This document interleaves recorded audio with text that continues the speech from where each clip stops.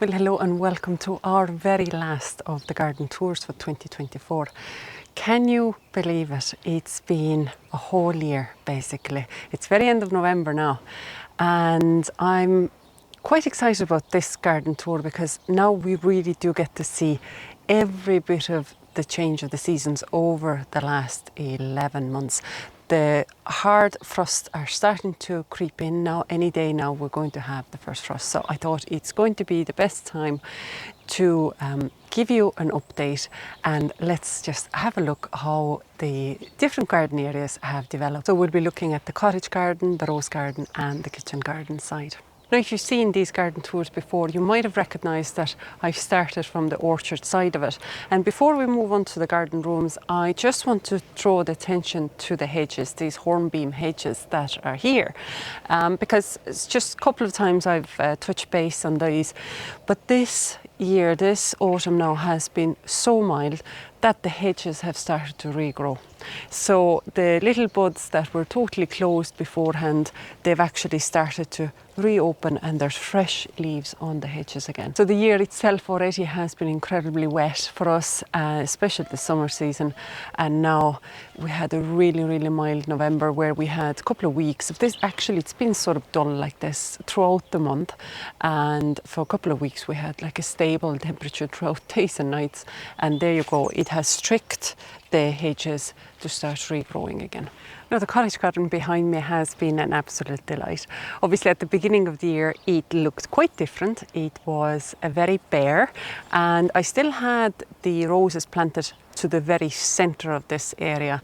And then I obviously dug them out and added a whole new planting scheme around a circular mulched area. I think most of the plants were added around the month of May, and they have been actually growing really strongly, filling out the spaces very well. A couple of the roses near the bigger hornbeam hedge haven't done as well as the others on this side of the garden, but that's definitely to do with the condition of the soil. I probably wasn't able to give it as good of a fresh compost, I suppose, in the root depth as I thought I did, but it's also definitely to do with the being in such a close proximity to this big established hornbeam hedging. But otherwise, there are definite stars of the new planting schemes. One of them is the salvia. We'll see how that now will survive the winter season.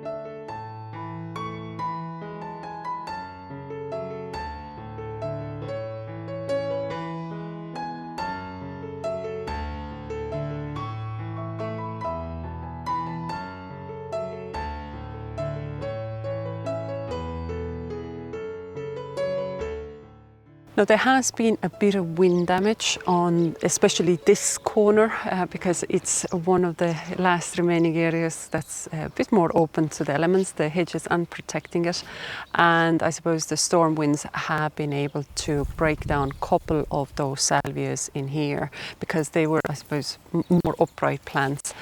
But we'll see, they might regrow, but if they don't, obviously I do have to replace. And I suppose come spring 2025, I will have more changes now to do to the older planting. There's a crocosmia take out, persicaria I have to divide and reduce. And then I also haven't done anything to the side, my left hand side, your right hand side. I've literally just covered this area up at the moment with black plastic again. I never got around to do any planting here. I was looking for, or like I had in mind about shade tolerant plants, ferns, hostas, maybe like Solomon seal type of plants in here, but I actually never got around to it. So at the moment for the winter season, I have it just covered up because the weeds actually started to take over this area a little bit too much. So I just want to reduce the workload come spring. But let's move into the rose garden now.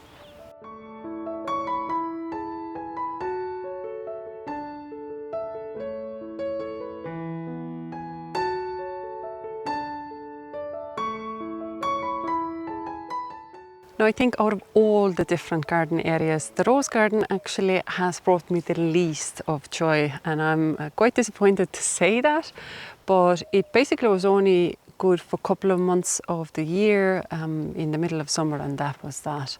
Obviously because of the wet summer, there was so much black spot and there was so much disease that was here. Now the climbing rose always performs, that was gorgeous, but even that succumbed to black spot.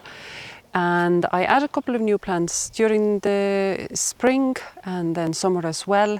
Out of those, only the perennial foxglove that has actually brought me the most delight. Beautiful flower shape, beautiful colour, and seems to be quite a sturdy plant so far. Again, let's see how it survives the winter.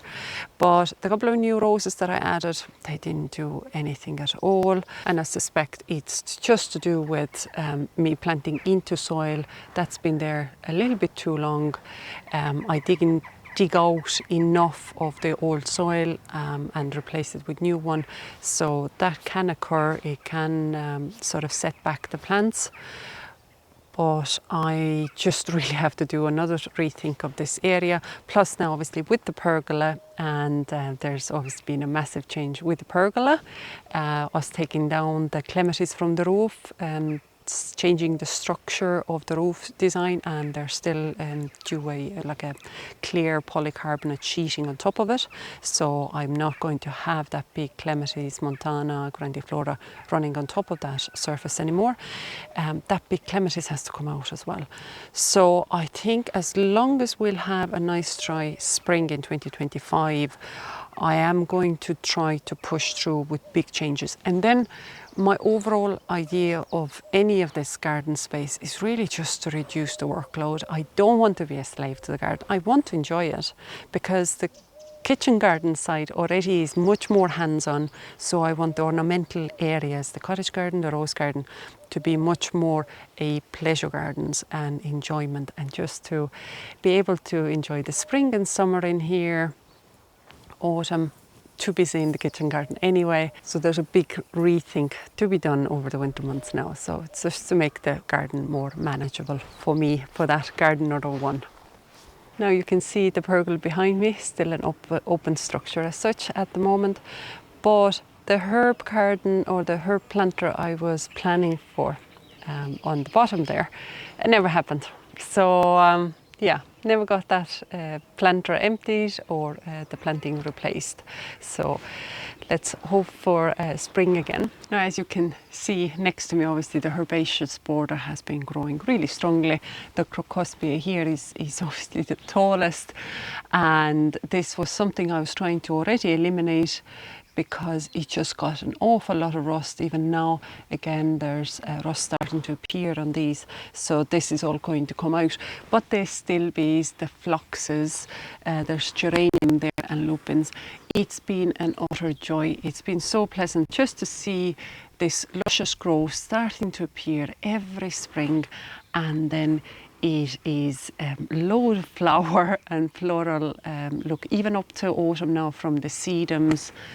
It's just been absolute delight. Really good sort of just the in-between for the zone of going from the sort of the rose garden side or the pure ornamental side into the kitchen garden. It has brought a lot of pleasure. And the same actually with the kitchen garden. A kitchen garden this year has been just a delight. Right beside me there's a huge mound, obviously, and this is all sweet pea. So even sweet pea has really started to regrow itself. It's sort of using borage at the moment as a structure to support itself on, because there's a big borage here and there's another one in the front. But you see all these really upright stems, they're all bearing fresh shoots, fresh flower heads, and it's just all to do with the mildness of the weather. So I'm not going to touch them until the frost has done its thing on them, and then obviously this all is going to come down and go into the compost. Now the biggest change to this area is that little extension that I've added to the field side. So that's between the palette coloured beds that became the pumpkin beds during the summer and the summer squash beds as well. And then the latest addition have been those metal planters.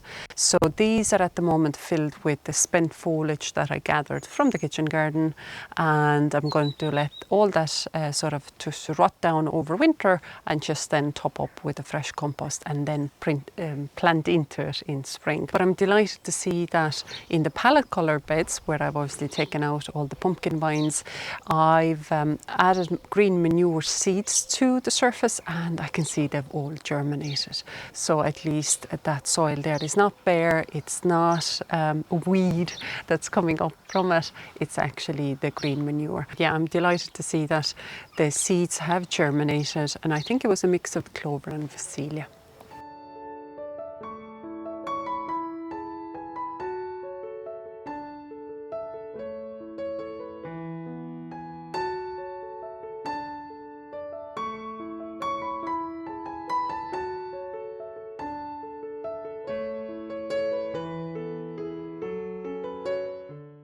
I can't believe that the sun is even deciding to come out as we've reached the kitchen garden side.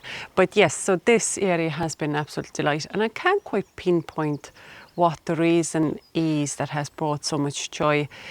I'm thinking it could have been because of the success of the flowers that I have. Obviously, that Nepeta, yes, doesn't fail me. This is just such an amazing plant, straight from spring onwards. There's so much nice fresh foliage coming up, and then obviously throughout the summer up till now, it keeps flowering and it keeps feeding the pollinators. But also the sweet pea. So I would have had sweet peas dotted around in few areas, plus the chamomile, it gives a massive impact in here. And then a lot of rogue calendulas popped up everywhere, mostly borage. And then the second half of the year, the cosmos added to all the floral displays as well. But I think it's just because there is more of volume of flowers, or there was more volume of flowers to see than there was just the green foliage. Even though I had issues with the cabbage root fly this year, so there was a failure on some areas of the planters for that, or in the ground here as well. But that's, I think, going to happen every year. There's always going to be some crop that's not going to just do as well. But I think the flowers just really helped it along, especially even like the fruit tree guild, the apple tree guild beds, between the lupins, the lavender, the yarrow, again calendula, and then obviously the apples themselves, those red discovery apples on the second half of the year. They're just such a delight, and they bring colour, the vibrancy, and it's just overall that kind of a happier feel in the garden. For the winter season, at the moment there are overwintering onions planted, there's broad beans planted, shallots, a lot of them are growing really strongly. There's still some beetroot on the ground, and then there's kale, there's sweet, there's celeriac still growing as well. So there is growth in the planters. Oca, Maiju, Yacon is, those three are still in the ground as well. As far as Oca and Maiju go, I'd say I can leave them between December and January. Maiju maybe even up to February, depending on the weather. But Yacon, I'd want to harvest that soon. Depending again now how severe those frosts are going to be. Am I going to get away with it, let it grow a little bit longer? We'll see. That all has to be observed. There's further steps taken on them. I haven't harvested any of the main crop potatoes even yet. They're still in their buckets, and those buckets are really handy to store away. But look, in 3 months' time, I'll be planting the very first earlies again. So that circle will start all over again. But so far, I've been really happy. And overall, despite of all these, let's say, pests and diseases, and even like so now the storm taking down the archway here, where I had the sweet peas in the kitchen garden, I feel like actually it's been still a very successful year. I feel like I've accomplished a lot. Definitely as far as even like finishing the cottage garden side, getting that built up a bit more, those new planters in on the field side, and just feeling like the garden actually has looked quite lush and beautiful so far. That's been really, really positive. Now, there are still a couple of jobs to be done here, like the garlic hasn't been planted yet. The greenhouse hasn't been tidied yet before I can really put up my feet and rest.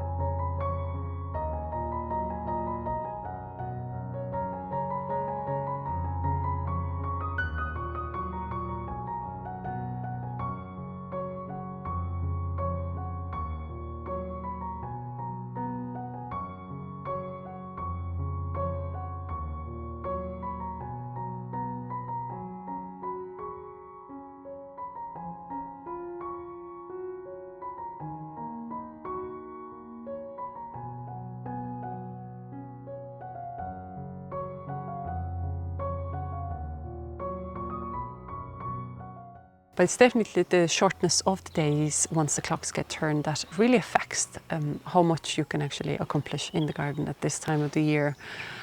Plus obviously the weather, how that changes. But I do genuinely find reducing the hours, the input, just taking a bit of a step back. This is so right. The body needs it, the mind needs it, and this is all really natural development. But if you didn't catch the last video about what I'm doing in the month of November, do check that out. It's a lovely video. There's a lot in it. And otherwise, I hope you enjoyed the garden tour. And I might just have one more video in me for this year. I don't think I could put out more because the Christmas is obviously coming. So yeah, hopefully we'll catch you in the next one.